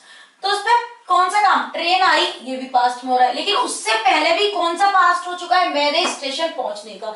तो जो काम पहले हो चुका है, हम दोनों ही पास्ट है, और उसमें भी हम देखेंगे पहला काम कौन सा होता है, दूसरा काम कौन सा होता है, यानी फर्स्ट पास्ट सेकंड पास्ट। तो जो पास्ट से भी पहले हुआ है, तो इन दोनों में से कौन सा काम पहले हुआ है, स्टेशन पहुंचने वाला, उसको हम बनाते हैं पास्ट परफेक्ट में, और दूसरे को हम बनाते हैं पास्ट इंडेफिनिट में। I had reached the station before the train arrived. तो अफर्मेटिव सेंटेंस के साथ स्ट्रक्चर इसका देखते हैं, जो मैंने यहाँ बात कही, ये जस्ट मैंने आपको यूज बताया था कि आखिर पास्ट परफेक्ट होता क्या है, past of past. Affirmative sentence में सबसे पहले वही लगता है सब्जेक्ट, हैड, वर्ब की थर्ड फॉर्म ऑब्जेक्ट है तो ऑब्जेक्ट लग जाएगा। केवल आपका इतना ही अब तक हर टेंस में होता था, लेकिन इसमें और फ्यूचर परफेक्ट में आपका बिफोर और आफ्टर दो सेंटेंस ही एक में बने हुए होंगे, और एक में हम इसमें यूज करेंगे पास्ट परफेक्ट का, और एक में हम यूज करेंगे पास्ट इंडेफिनिट का। इसलिए इसका स्ट्रक्चर थोड़ा सा बड़ा होता है, लेकिन आप अगर इसको समझ के करोगे तो ये कुछ भी बड़ा नहीं है। दो सेंटेंस में से पहले एक को फॉर्म करो, फिर बिफोर या आफ्टर लगा के आप सेकंड को फॉर्म करो। देखिए मैंने सेपरेट वीडियो भी पास्ट परफेक्ट में बनाई है, इसमें और भी मैंने डिटेल्स में बताया है, हर एग्जाम्पल प्रैक्टिस करवाइए, तो आप मेरी वो भी वीडियो पास्ट परफेक्ट की तो कम से कम जरूर देखिए, आपको सेंटेंस फॉर्म करने में कोई भी दिक्कत नहीं आएगी। ठीक है, ये मैंने क्या लिखा है, आप देखिए सोने से पहले वह अपनी किताब पढ़ चुकी थी। इसमें तो सबसे पहले देखिए वह सोई और उसने अपनी किताब पढ़ी, लेकिन कौन सा वाला काम पहले हो रहा है, सोने का या पढ़ने वाला, पढ़ने वाला। तो पढ़ने वाले को हम किस में बनाएंगे, पास्ट परफेक्ट में, और इसको हम किस में बनाएंगे, पास्ट इंडेफिनिट में। अच्छा, अब बिफोर और आफ्टर दो तरह से हम यूज करते हैं। बिफोर वाले में हमेशा पास्ट परफेक्ट पहले लिखा जाता है और इंडेफिनिट बाद में, और आफ्टर वाले में हमेशा पास्ट इंडेफिनिट पहले लिखा जाता है और परफेक्ट वाला बाद में लिखा जाता है। सोने से पहले अपनी किताब पढ़ चुकी थी, अपनी किताब पढ़ चुकी थी, तो ये वाला पास्ट परफेक्ट में हम बनाएंगे शी। सब में सेम होता है, सब्जेक्ट के बाद हेल्पिंग वर्ब, इसकी हेल्पिंग वर्ब होती है केवल हैड, इसमें कोई भी सिंगुलर प्लूरल देखने की जरूरत नहीं है। इसके बाद थर्ड फॉर्म रेड, हर बुक, इतना हो गया। अब इसके बाद हमने लगा दिया पहले है तो बिफोर। अब पास्ट इंडेफिनिट की बनाओ, सोने से पहले, सोने से पहले यानी वह, सब्जेक्ट तो वही रहा ना वह, तो सबसे पहले पास्ट इंडेफिनिट का भी आपने स्ट्रक्चर पढ़ा है, क्या होता है, सबसे पहले क्या आता है, सब्जेक्ट शी, और सेकंड फॉर्म आ जाती है इसमें हेल्पिंग वर्ब हाइड रहती है अफर्मेटिव में, शी स्लेप्ट। अब देखिए आफ्टर वाला देख लेते हैं। बारिश होने के बाद ये विद्यार्थी कॉलेज चले गए थे, तो वही बारिश हुई और कॉलेज चले गए, लेकिन सबसे पहले दोनों में से काम कौन सा हुआ था, बारिश होने वाला, यानी ये वाला तो बनेगा पास्ट परफेक्ट में और ये वाला बनेगा पास्ट इंडेफिनिट में, ये हो गया। और इसमें मैंने बताया था आफ्टर में सबसे पहले पास्ट इंडेफिनिट वाला लिखते हैं, तो ये विद्यार्थी कॉलेज चले गए थे, ये वाला पहले आएगा पास्ट इंडेफिनिट में। तो दीज स्टूडेंट, गो होती है, गो की सेकंड फॉर्म क्या होती है, वेंट टू कॉलेज आफ्टर, इसके बाद बारिश के लिए हम इट यूज करेंगे, ठीक है, आफ्टर इट हैड रेन्ड, बारिश के लिए सब्जेक्ट हम लगाते हैं हमेशा it, after it had rained, these student went to college after it had rained. अच्छा, अगर मैं इसको नेगेटिव भी यही बता देती हूँ, कुछ नहीं, सेम होता है, अफर्मेटिव नेगेटिव हो से अफर्मेटिव आप समझ लीजिए, चाहे इंटरोगेटिव, सब में सेम ही रूल फॉलो होगा। देखिए कैसे, मैं बस आपके सामने अफर्मेटिव से क्या बना रही हूँ, बस नेगेटिव लिख रही हूँ, ठीक है, बस इसमें नॉट लग जाएगा। लेकिन मेन प्रॉब्लम ये, नॉट कौन से सेंटेंस में लगेगा, केवल एक ही बार नॉट का यूज होगा, दो बार नॉट का यूज नहीं होगा, हमेशा फर्स्ट सेंटेंस में नॉट लगेगा। इसमें केवल हेड के बाद क्या आ जाएगा, नॉट आ जाएगा।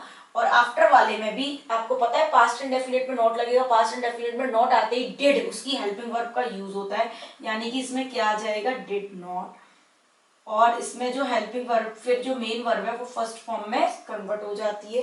ठीक है, बिल्कुल वही रूल जो आप पढ़ते हो वही फॉलो होगा। सोने से पहले वह अपनी किताब नहीं पढ़ चुकी थी या उसने अपनी किताब नहीं पढ़ी थी, हमने लगा दिया। तो यहाँ पर क्या लग जाएगा, शी हैड नॉट। अफर्मेटिव ध्यान से समझिए, she had not red her book before she slept. बारिश होने के बाद यह विद्यार्थी कॉलेज नहीं गए थे। अच्छा, अब इसमें चेंज करिए, these students went to college after attended. तो इसमें पास्ट परफेक्ट में मत लगाना, मैंने क्या कहा फर्स्ट टाइप जो सेंटेंस लिखा होता है उसमें लगाना। देखिए अगर आपको दिक्कत होती है तो सबसे पहले आप सिंपल अफर्मेटिव बना लीजिए, उसके बाद नोट लगाइए फर्स्ट सेंटेंस में। अफर्मेटिव में आप पहले ये डिसाइड कर लीजिए कौन सा सेंटेंस पहले लिखा जाएगा, कौन सा मतलब पास्ट परफेक्ट में लिखा जाएगा और कौन सा पास्ट इंडेफिनिट। तो दीज स्टूडेंट्स, अब मैंने क्या कहा यहाँ पर डिड नॉट आ जाएगा और इसके बाद फर्स्ट फॉर्म ही आती है। These students did not go to college after it had rained. एक ही बार यूज करना है, यहाँ पर मत लगा देना। इंटरोगेटिव सेंटेंसेस, इंटरोगेटिव सेंटेंसेस में क्या होता है, सिंगल इंटरोगेटिव की अभी हम बात कर रहे हैं। इसमें हैड, वही हेल्पिंग वर्ब पहले लगती है हैड, उसके बाद सब्जेक्ट, वर्ब में third form, before subject third form. देखिए इसका अफर्मेटिव सेंटेंसेस पहले बनाना सीख लीजिए, इससे आप सारे सेंटेंसेस बना लेंगे। और वही रूल होता है कि प्रेजेंट पास्ट परफेक्ट में कौन सा बनेगा, इंडेफिनिट में कौन सा बनेगा। ठीक है, अभी बिफोर वाला है, क्या आपने मेहमानों के आने से पहले खाना बना लिया था। तो मेहमान आए और खाना बनाना, लेकिन सबसे पहला काम कौन सा हुआ खाना बनाने वाला, हम जो पूछ रहे हैं। ठीक है, तो ये वाला पास्ट परफेक्ट में बनेगा, तो देखते हैं। अब हेड होती है पास्ट परफेक्ट में हेल्पिंग वर्ब, इसके बाद सब्जेक्ट आता है, सब सेम रूल फॉलो हो रहा है। यू कुक्ड, वर्ब की हमेशा थर्ड फॉर्म आती है, इसमें कभी भी थर्ड फॉर्म चेंज नहीं होती।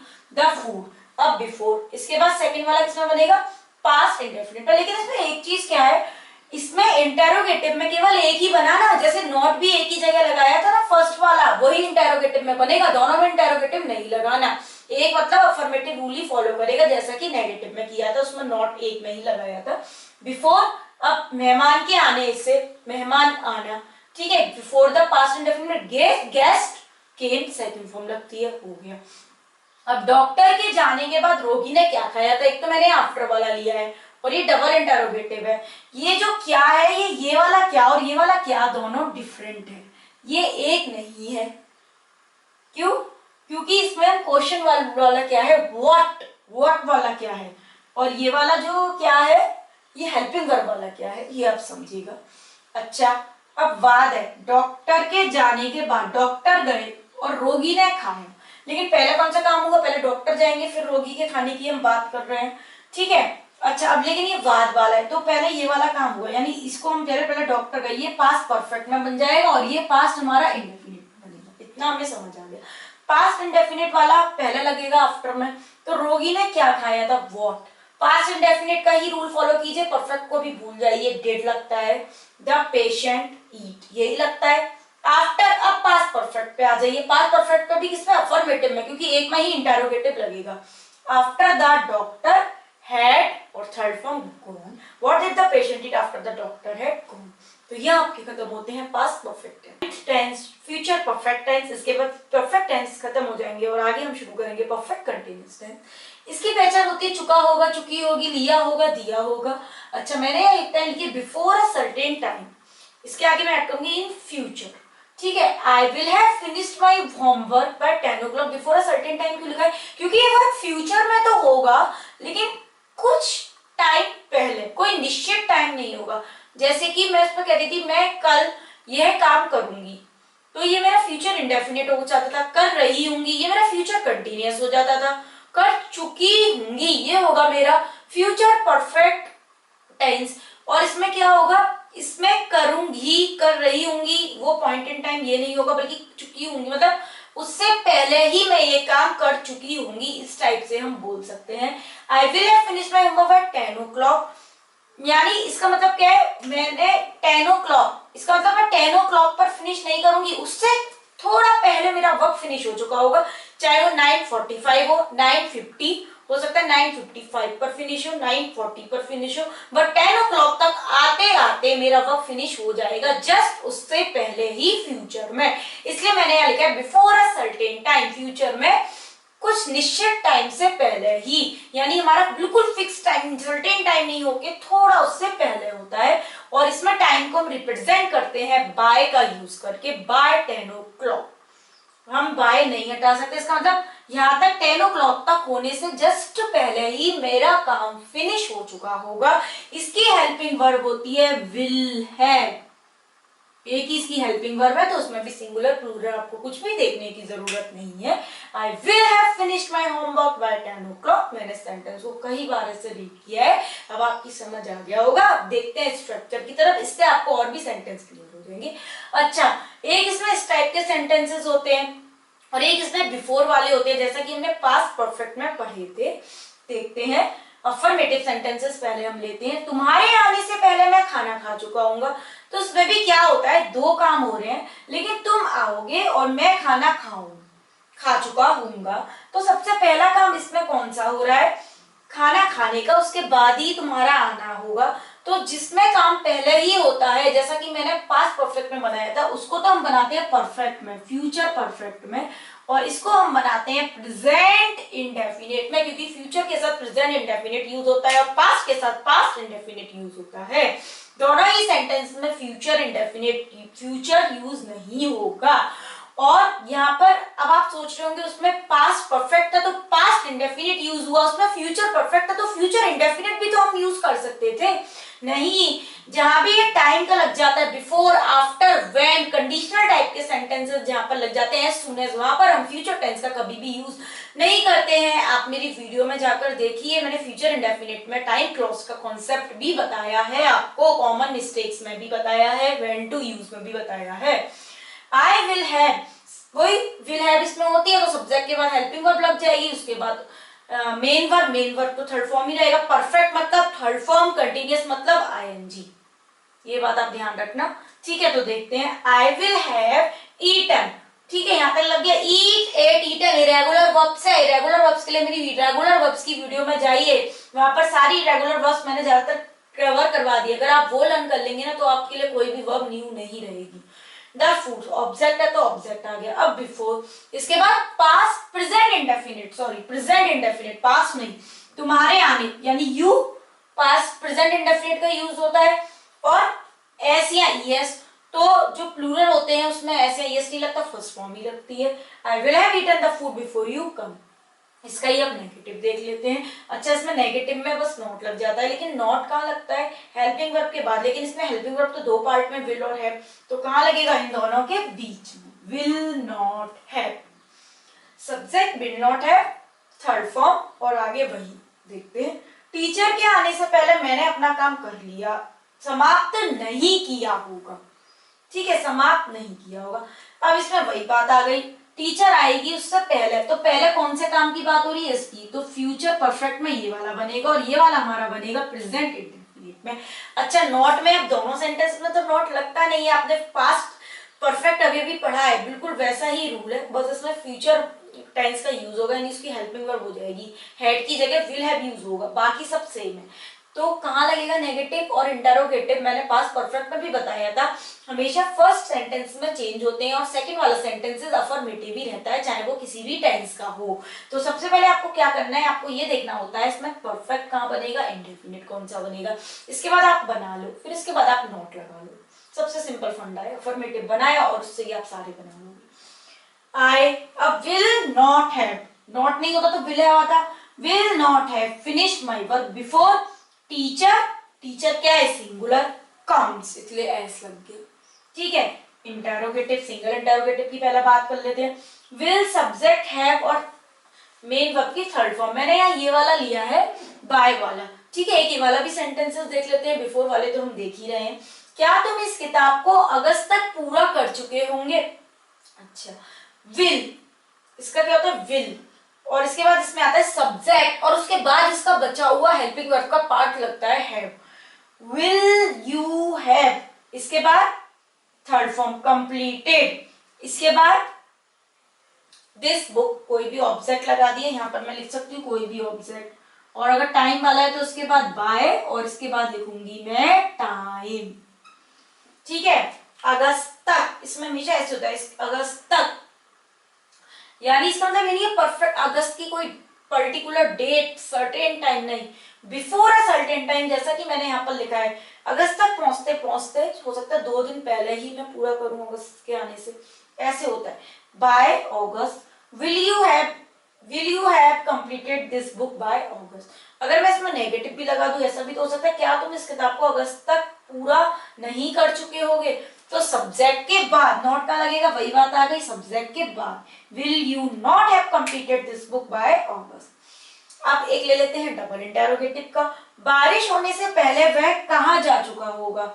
अब कहाँ, सबसे पहले इसका स्ट्रक्चर सेम होता है लेकिन क्या चेंज होता है, क्वेश्चन वर्ड लग जाता है। कहाँ इसमें क्या है हमारा क्वेश्चन वर्ड, तो वेयर। अब इसमें 2 वाला सेंटेंस है, बारिश हुई और उससे पहले वह कहाँ जा चुका होगा, यानी ये वाला तो फ्यूचर परफेक्ट हो गया और ये वाला हो गया प्रेजेंट इंडेफिनिट। तो पहले हमसे वह कहाँ जा चुका होगा केवल इसकी बनानी है, वेयर, इसके बाद विल, इसके बाद सब्जेक्ट, इसके बाद बचा हुआ part where will he have, इसके बाद third form go went gone, again एक irregular perfect continuous tense start करेंगे।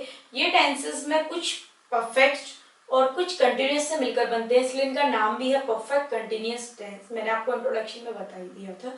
तो फर्स्ट परफेक्ट कंटिन्यूअस टेंस हम देखते हैं, प्रेजेंट परफेक्ट कंटिन्यूअस टेंस। ठीक है, इसकी पहचान वही होती है जो प्रेजेंट कंटिन्यूअस की होती है, रहा है रहे हैं, लेकिन इनमें क्या डिफरेंस होता है, इसमें हमारा टाइम दिया जाता है जितना अब तक फिनिश हो गया है, वर्ब तो कंटिन्यू रहता ही है जैसे प्रेजेंट कंटिन्यूअस में रहता था, लेकिन इसमें हमें टाइम भी दिया जाता है। जैसे कि हम देखते हैं, अफर्मेटिव सेंटेंसेस से स्टार्ट करते हैं, वह सुबह से सो रही है, वह सो रही है, ये हमने प्रेजेंट कंटिन्यूअस में पढ़ा था, लेकिन इसमें हमने टाइम दे दिया और इसमें टाइम को रिप्रेजेंट करने के लिए सिंस या फॉर लगता है, सिंस या फॉर लगता है। सिंस या फॉर की वीडियो मैंने एक सेपरेट बना चुकी हूँ, आप मेरी उस प्लेलिस्ट में जाकर सिंस या फॉर में डिफरेंस देखिए, आपको कोई भी कंफ्यूजन नहीं रहेगा कि हमें सिंस कहाँ यूज करना है, कहाँ पर हमें फॉर यूज करना है। फिर भी मैं एक बार ओवरव्यू दे देती हूँ, सिंस मतलब पॉइंट ऑफ टाइम और फॉर मतलब पीरियड ऑफ टाइम। इसका मतलब ये स्टार्टिंग पॉइंट जहाँ दिया जाता है कि इतने बजे से, जैसे कि मैंने यहाँ पर दिया है मॉर्निंग, सिंस मॉर्निंग मैंने यहाँ पर यूज भी किया है, उसमें हम सिंस लगाते हैं, जैसे since 10 o'clock, since yesterday, since evening, since Friday, since मार्च, सिंस 2010, सिंस आफ्टरनून। इस टाइप से स्टार्टिंग पॉइंट दिया जाता है और जहां पर पूरा टाइम कैलकुलेट होता है कितना, उसको में हम लगाते हैं फॉर। जैसे कितना, हाउ मेनी, जहां पर सेंस आ जाता है वो होता है फॉर का, और जहां पर हाउ लॉन्ग सेंस आता है सिंस का होता है, मैंने आपको डिफरेंस में क्लियर बताया, जैसे for 30 minutes, for 5 days, for 2 years, for 3 months, इसमें सेंस नहीं लगा सकते क्योंकि इसमें हमें कैलकुलेशन करनी पड़ रही है, यानी कैलकुलेशन हमारा फॉर करता है और सिंस पर स्टार्टिंग टाइम दे देता है। वह सुबह से सो रही है, शी हैज या हैव इसकी हेल्पिंग वर्ब है, हैज यूज होता है सिंगुलर के साथ और शी हैव यूज होता है प्लूरल के साथ, एक्सेप्ट आई मैंने यहाँ लिखा है, आप देख लीजिए। तो शीज, अब तक तो आपको अफर्मेटिव समझ भी आ गया होगा structure, has been sleeping since morning. आईएस में नेगेटिव की बात करते हैं, नेगेटिव लगता है हैज और हैव के बाद, हैज नॉट बीन या have not been.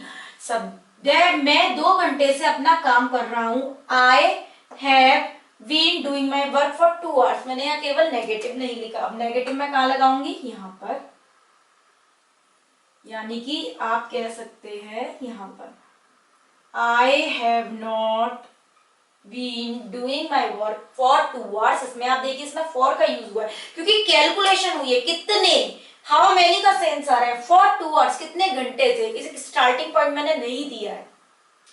Interrogative sentences में हैज या हैव से स्टार्ट होते हैं, वह 2 दिन से यहाँ क्या कर रही है, ठीक है। अब मैंने यहाँ पर इंटेरोगेटिव लिखा है, डबल इंटेरोगेटिव की मैंने बात की है, सिंगल इंटेरोगेटिव भी आप बना लेंगे इससे। सिंगल इंटेरोगेटिव में क्वेश्चन वर्ड नहीं होता। अगर मैं यहाँ इसी में ही आपको बता देती हूँ, इसी में ही अगर आपको मैं ये लिख दूं, वह क्या, वह 2 दिन से यहाँ है या यहाँ कुछ कर रही है, has she been doing here for 2 days, तो ये हो जाएगा हमारा सिंगल इंटेरोगेटिव। लेकिन ये वाला जो क्या है, ये डबल इंटेरोगेटिव का है, व्हाट वाला है, What has she been doing here for 2 days? Again मैंने for का यूज किया है क्योंकि कैलकुलेशन हो रही है। तो इस तरह से आपकी यूज करते हैं हम प्रेजेंट परफेक्ट कंटिन्यूअस को। अच्छा, अब पास्ट की बात कर रहे हैं, बस मैंने यहाँ क्या चेंज कर दूं, यहाँ पर मैं यहाँ पर लिख रही हूँ पास्ट, आप लोगों के सामने पूरा फॉर्म करूंगी। और जैसा कि पास्ट का रूल होता है था, थी, थे, बस यहाँ पर आपका क्या लग जाएगा, थी, थे। और इसमें हेल्पिंग वर्ब कौन सी आ जाएगी, हेल्पिंग वर्ब इसमें एक ही होती है, हमें सिंगुलर प्लूरल देखने की जरूरत नहीं है, ठीक है। तो यहां से मैंने ये हेल्पिंग वर्ब भी हटा दी है,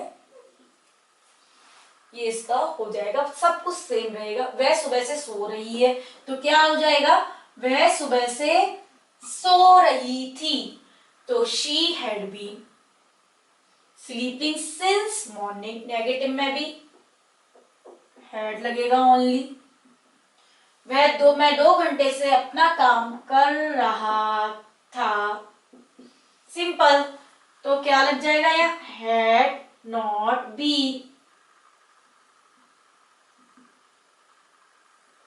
नेगेटिव में यहाँ पर मैं बीन और लिखना भूल गई, had not been, I had not been doing my work for 2 hours, इस टाइप से लगता है। वह 2 दिन से यहाँ क्या कर रही थी, इंटेरोगेटिव ऐसे हो जाएगा, वह 2 दिन से यहाँ क्या कर रही थी, वॉट हैड, देखिए कितना सिंपल है, ओनली हैज और हैव को हमने किससे रिप्लेस किया है, हैड से। What had she been doing here for 2 days? For का कॉन्सेप्ट सेम रहता है, स्ट्रक्चर सेम रहता है, बस हेल्पिंग वर्ब में डिफरेंस आ जाता है, हैज या हैव की जगह केवल हैड लगता है, इसमें हमें सिंगुलर प्लूरल देखने की भी जरूरत नहीं है। इसी टाइप से अब हम अगेन चेंज कर रहे हैं, इसमें हम क्या लगा देंगे, यहाँ पर फ्यूचर, ठीक है, होगा, रहा होगा, यही होता था फ्यूचर कंटिन्यूअस में, यहाँ भी यही होगा, रही होगी, रहे होंगे। लेकिन इसकी हेल्पिंग वर्ब क्या होती है, विल हैव, ये तो फ्यूचर परफेक्ट की हो गई, इसके आगे लगा दीजिए बीन, तो हो जाएगी फ्यूचर परफेक्ट कंटिन्यूअस की। देखिए इससे ही मैं बता रही हूं, विल हैव बीन, सिंपल, वह सुबह से सो रही होगी, शी will have been, अच्छा बीन तो यहाँ लिखा ही हुआ है, she will have been sleeping since morning। Negative में मैं 2 घंटे से अपना काम नहीं कर रहा हूँगा, समझ रहे हो आप, तो यहां से हटा दीजिए, will not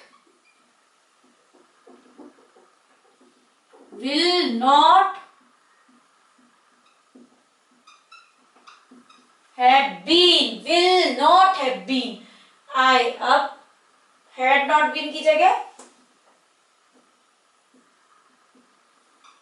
will not have been, देखिए मैंने एक से ही सारा बना दिया है, बिल्कुल सेम है। I will not have been doing my work for 2 hours। Interrogative sentences में भी हैज या हैव नहीं लगता है, क्या लगता है, सबसे पहले आएगा will, फिर आएगा सब्जेक्ट, फिर आएगा हैव,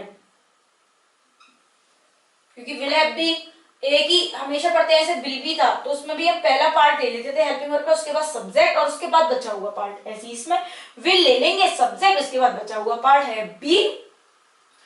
वह 2 दिन से यहाँ क्या कर रही थी, नहीं, वह 2 दिन से यहाँ क्या कर रही होगी, तो what will, इसके बाद सब्जेक्ट she, इसके बाद have been, what will she, इसके अकॉर्डिंग ही चल रहा है, have been, फिर doing here for 2 days। मैं फिर से कहना चाहूंगी सिंस या फॉर का कॉन्सेप्ट आप मेरी सेपरेट वीडियो में जाकर देख सकते हैं, मैंने पूरा डिटेल्स में आपको बताया है काफी एग्जांपल्स देखकर। तो कॉन्ग्रेचुलेशन स्टूडेंट, एक ही वीडियो में अब आप 12 टेंसेस लर्न कर चुके हैं, पूरे टेंसेस यहाँ खत्म हो गए। तो आपको मेरी किसी भी वीडियो में किसी भी टेंस में कोई डाउट है तो मेरे कमेंट बॉक्स में कमेंट करके मुझसे पूछिए, या मेरी मेल आईडी पर मुझे मिल करिए। मेरी मेल आईडी नीचे डिस्क्रिप्शन बॉक्स में दी गई है। कोई भी अब तक दिक्कत हो, मैंने हर टेंस को अभी तक 2 पार्ट में डिवाइड करके भी सेपरेट वीडियो में बताया है, और मैंने रिवीजन के लिए भी आपके लिए ये वीडियो बना दी है कि एक ही वीडियो से आप टेंस कैसे लर्न करें। ठीक है, तो हर टाइप के टेंसेस यहाँ रिकवर हो गए हैं। और इसके अलावा मैंने रेगुलर वर्ब्स, उसमें जो जरा थोड़ा भी वो आता था, regular verbs, irregular verbs, static verbs, dynamic verbs, mixed verb और सिंस या फॉर, प्लस पास्ट इंडेफिनिट और प्रेजेंट परफेक्ट में डिफरेंस पर भी सेपरेट वीडियोस बनाई हैं। तो आप मेरी वो वीडियो से पढ़ सकते हैं, और रिवीजन के लिए आप केवल इस वीडियो से पढ़िए, आपके सारे टेंस रिवाइज हो जाएंगे थोड़ी ही देर में। तो मिलते हैं नेक्स्ट सेशन में। लेकिन अगर उससे पहले आपने मेरे चैनल को सब्सक्राइब नहीं किया है तो प्लीज मेरे चैनल को जरूर सब्सक्राइब करिए, और बेल आइकन बटन प्रेस करना मत भूलिएगा, क्योंकि बेल आइकन बटन प्रेस करने से आप मेरी कोई भी वीडियो को मिस नहीं करेंगे। तो मिलते हैं नेक्स्ट सेशन में न्यू टॉपिक के साथ, क्योंकि टेस्ट तो यहाँ हमारा फिनिश हो गया है। अब देखते हैं हमें आगे क्या लेना है। आप लोग भी मुझे कमेंट बॉक्स में कमेंट करके बता सकते हैं आपको कौन सा टॉपिक में, इंग्लिश ग्रामर के कौन से टॉपिक में सबसे ज्यादा डाउट रहता है। मैं वही टॉपिक आपका स्टार्ट कर दूंगी। और अभी तक किसी भी वीडियो में कोई भी डाउट है तो उसके डाउट्स भी मैं अलग सेपरेट वीडियो में बनाकर आपके क्लियर करूंगी। तो will meet you next section. Till then bye bye, take care and congratulation, you have learn tenses.